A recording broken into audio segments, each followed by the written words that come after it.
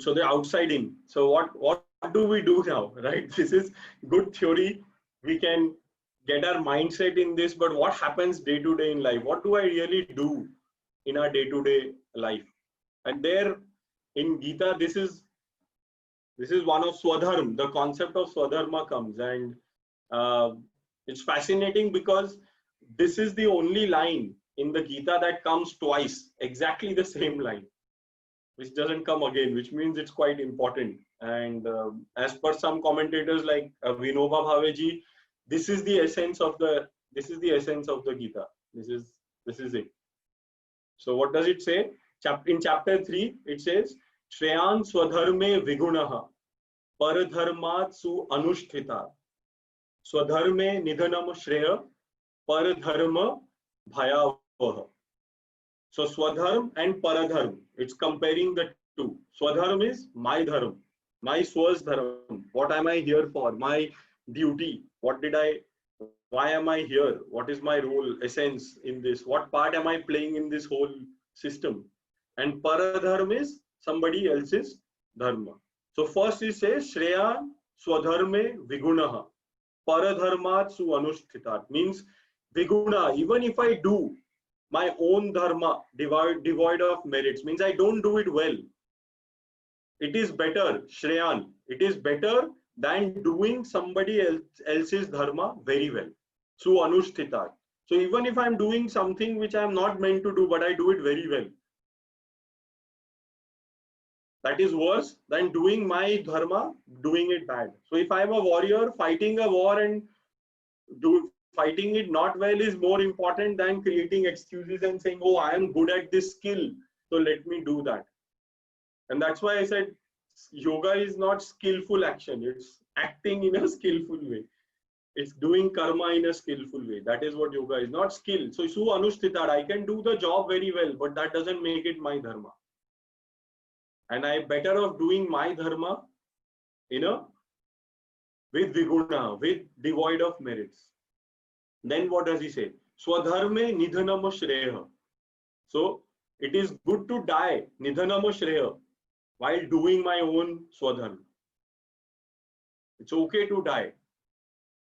But paradharma bhayavaha, dharma of another is fraught with fear. So beware, he says, of doing somebody else's dharma.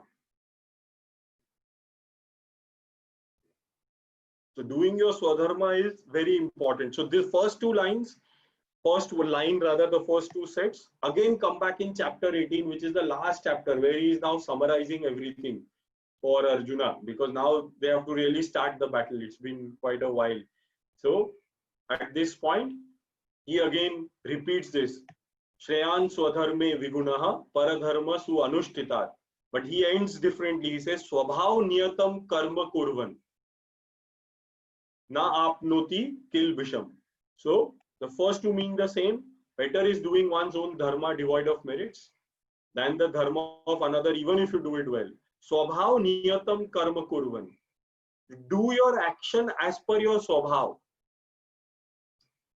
Swabhav is what is your swas bhav. What is the swa here for? What is the inkling from inside? Not what you are good at. What you are good at just becomes a way that we have gotten appreciation all our life. As a child, that's what we wanted. As an adult, we keep craving for that. So when we do something well, we get appreciation. That's what society has constructed. So our mind makes us want to see that. And we say that's our swabhav. That's not the swabhav. And that's something we have to learn. That's not our swabhav. It's a learned behavior, in fact. Right? It's something which we got love, we got appreciation, so we thought that is what it is. What is our swabhav? And we'll come to that a little on some tips on how to see if we can identify that. Na apnoti kil bisham. So when we work from our swabhav, we do not incur sin. Na apnoti kil bisham. Kil bisham. You do not incur sin. So this is another way of not getting the karma attached. When we work from our swabhav, when we work for our swadharma, that karma is not attached. And this is how we create our own future, by acting in this way, a future which is free from all karmic cycle.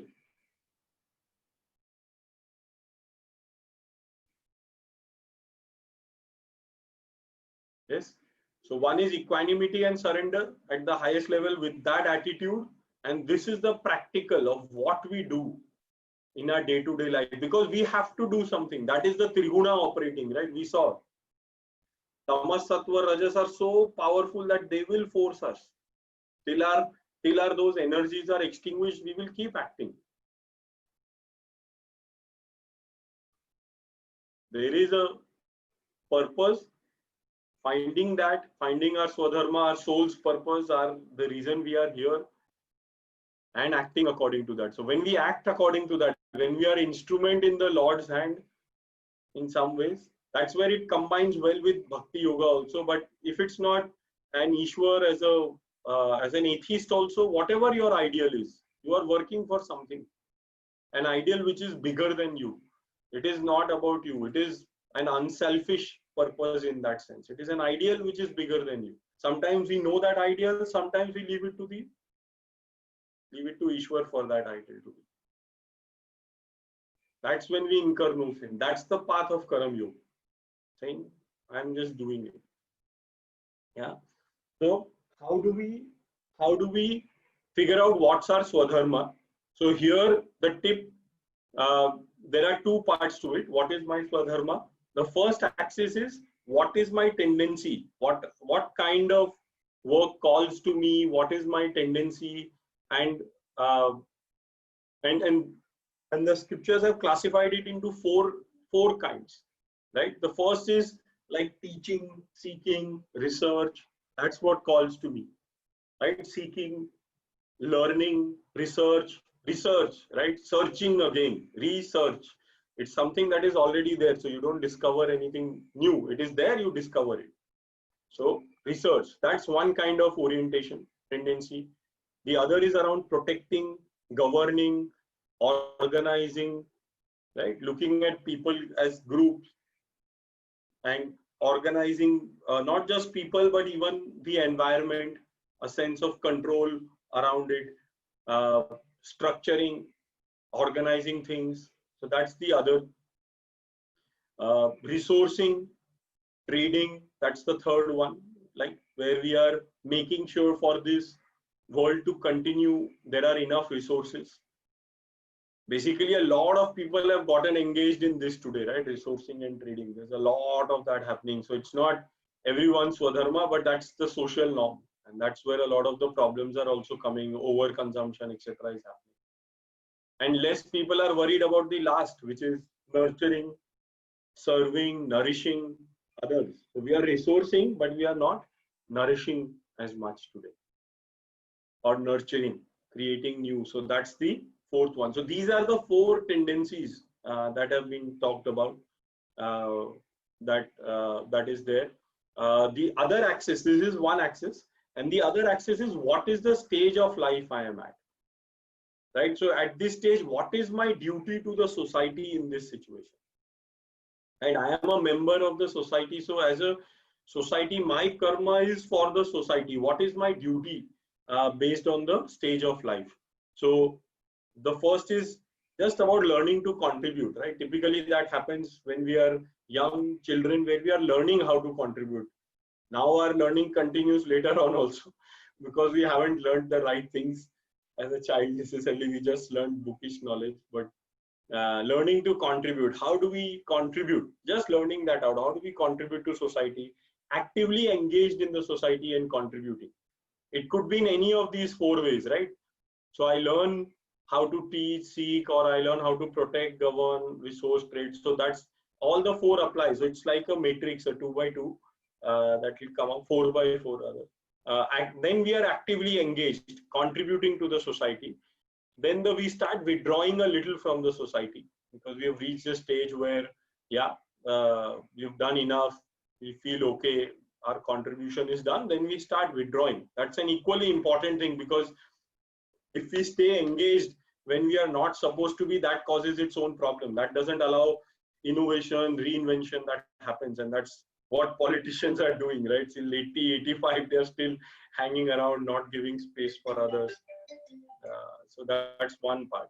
And the last is then finally renouncing society, right? For some people, this stage may come earlier also, but that's rarer, as you say. Uh, but that's it. So these are sort of the four by four, if you may, which allows us to figure out what's my swadharma now at this moment, because the swadharma is not like a static thing. Swadharma is very, very uh, can be situation dependent as well, and we have to be aware of that, do what it is, and that's where those attitudes of equanimity and surrender come in, on being an instrument comes in. Basically, the one axis is the varna, the four caste, right? This is like known as the Brahman, Kshatriya, Vaishya, and Shudra castes that are there. These were not by birth; these were by tendencies, and Krishna makes it very explicit in the Gita as well that this was not meant by birth. This is just a way for you to understand what your tendencies are. I think it happened by convenience, because right, that's what happens. A doctor's son becomes a doctor today. A lawyer's son becomes a lawyer, because it's a profession which is going on. It's easy to carry it on that way, but that was not the intent. And on the left, the learning to contribute. These are the four ashrams, right? This is the brahmacharya, grihast, vanaprast, and sannyas, right? These are the four ashrams. So this is what at least the Indian scriptures say around how do you figure out your swadharma in that context. And this is when a lot of debate is going on between Arjuna and Krishna. Debate meaning Arjuna is constantly asking that I am 75, 80 years old now. Why am I fighting this battle? I should be taking sannyasa, right? And he's reminding him that you are a Kshatriya and your job is not yet done, because dharma is not established, right? So your job is not yet to go for sannyas. Don't glorify that in the name right now. So be very clear. So these are such potent arguments that our mind makes, right? So we can easily get lost in them. There is another view of dharma which I wanted to share, or swadharma. We call it the Da view. This is from a story from the Brihad Aranyaka Upanishad. Prajapati, or the person who sort of created the whole universe on the basis of Brahma, they say he had three kinds. All three are his children: Dev, Manushya, and Daitya. All three are his children. So once all three were with him for training, and after training they were now going to go back into the world. So they came to Prajapati and asked him, please give us a message of what we should do. What should our dharma be? So first the Devas came, and he told them the syllable the. And then he asked Devas, did you understand? They said, yeah, we understood. Thank you. So what was it? They said the means dumb or restrained. So why is that the dharma for Deva? Because Devas enjoy the senses, right? They are supposed to be Amrit, so they are always alive, and they are in this pleasure world where all pleasures are always to them. So he says them the dharma is dumb, restrained, because they have so many pleasures. So for them it's important to learn to restrain. So that's their dharma. Then Manushya came.